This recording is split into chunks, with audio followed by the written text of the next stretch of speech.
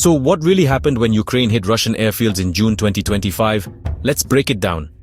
On June 1st, just a day before high-stakes peace talks were set to kick off in Istanbul, Ukraine launched one of its biggest drone operations yet.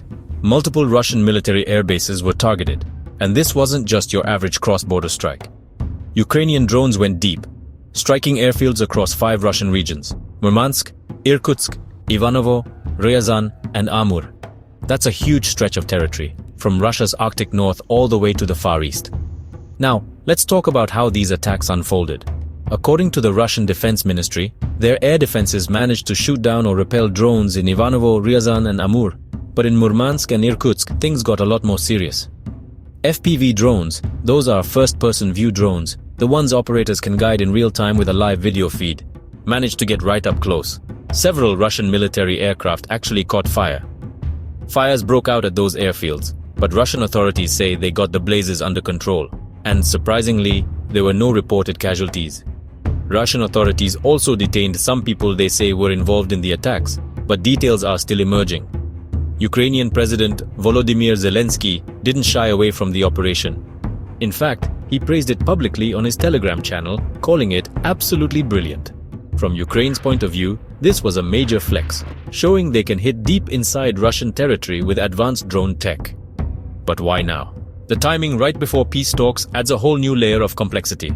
It's a signal. Ukraine isn't backing down, and its drone capabilities are only getting sharper. And this isn't a one-off. Since mid-2023, Ukraine has ramped up attacks on Russian soil, especially targeting things like oil refineries, depots, and of course military airfields. Ukrainian officials have been clear.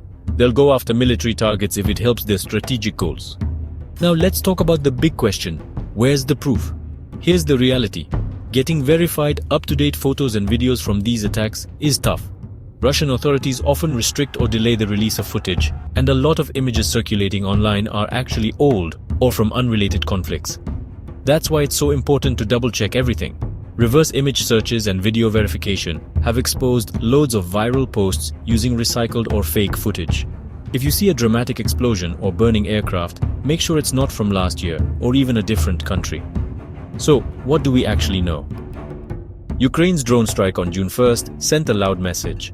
The war's reach is growing, and the tech is getting more advanced. But with all the noise online, it pays to be skeptical, to look for the facts, and to wait for credible evidence before sharing. That's the story behind Ukraine's June 2025 drone attacks. Stay sharp and keep asking questions.